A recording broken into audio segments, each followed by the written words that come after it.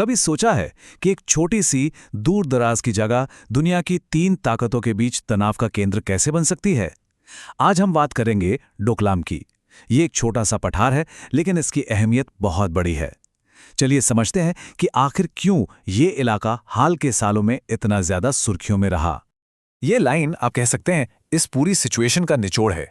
जरा सोचिए, जमीन का एक छोटा सा टुकड़ा और उसने 3 न्यूक्लियर पावर्स को एक दूसरे के खिलाफ लाके खड़ा कर दिया। तो चलिए इस मामले की तह तक चलते हैं।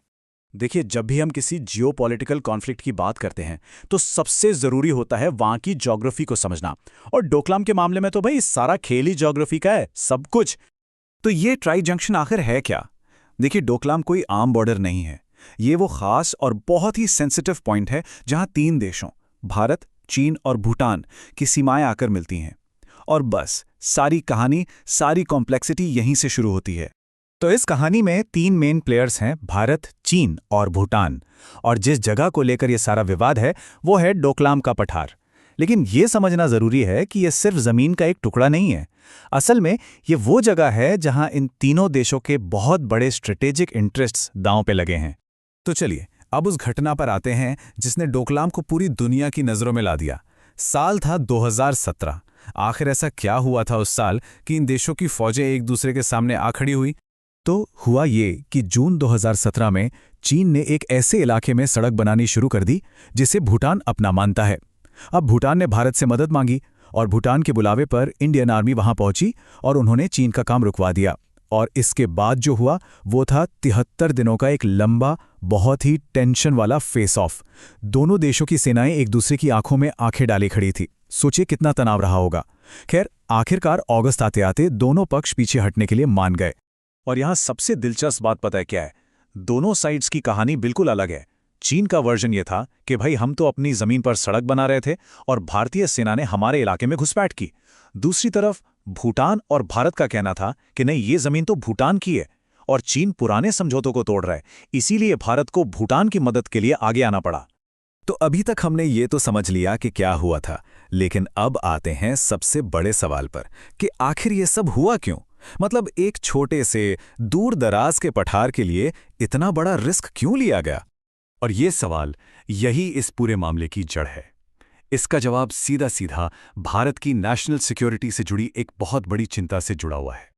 ये नंबर देखिए, सिर्फ 22 किलोमीटर। बस इतना ही चौड़ा है सिलीगुड़ी कॉरिडोर, जिसे चिकन नेक भी कहते हैं। ये वो इकलौता, मैं फिर से कह रहा हूं, इकलौता जमीनी रास्ता है जो भारत को उसके 8 नॉर्थ ईस्टर्न राज्यों से जोड़ता है। और आप अंदाजा लगा सकते हैं कि ये कितना ज्यादा संवेदनशील है। अब देखिए, डोकलाम का पठार ठीक इसी पतले से गलियारे के ऊपर एक बहुत ही स्ट्रैटेजिक ऊंचाई पर है।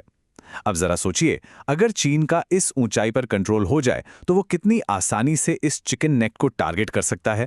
वो जब चाहे भारत का कनेक्शन उसके नॉर्थ ईस्ट से काट सकता है। और बस यही वो वजह है कि इस कॉरिडोर की सुरक्षा भारत के लिए एक ऐसा मुद्दा है जिस पर कोई समझौता हो ही नहीं सकता। तो ठीक है, 2017 में सेनाएं पीछे हट गई, मामला शांत हो गया। लेकिन क्या कहानी सच में वहीं खत्म हो गई? क्या हम ये मान लें कि डोकलाम का मुद्दा हमेशा के लिए सुलझ गया है? हाँ, उस वक्त के लिए तो संकट टल गया था। डिप्लोमेसी काम कर गई, एक बड़ा टकराव होने से बच गया और दोनों तरफ की सेनाएं अपनी अपनी पोजीशंस पर वापस लौट गईं। सब ठीक लग रहा था। लेकिन सबसे बड़ा सवाल यही है, क्या वो जो अंदरूनी तनाव था वो वाकई खत्म हो गया है? क्योंकि रिपोर्ट्स तो कुछ और ही कहानी बताती हैं। रिपोर्ट्स के मुताबिक दोनों ही देश उस इलाके में लगातार अपनी मिलिट्री प्रेजेंस और इंफ्रास्ट्रक्चर को और भी मजबूत कर रहे हैं। और यही वो बात है जो डोकलाम को आज भी इतना क्रिटिकल बनाती है। ये सिर्फ 2017 की कोई पुरानी कहानी नहीं है।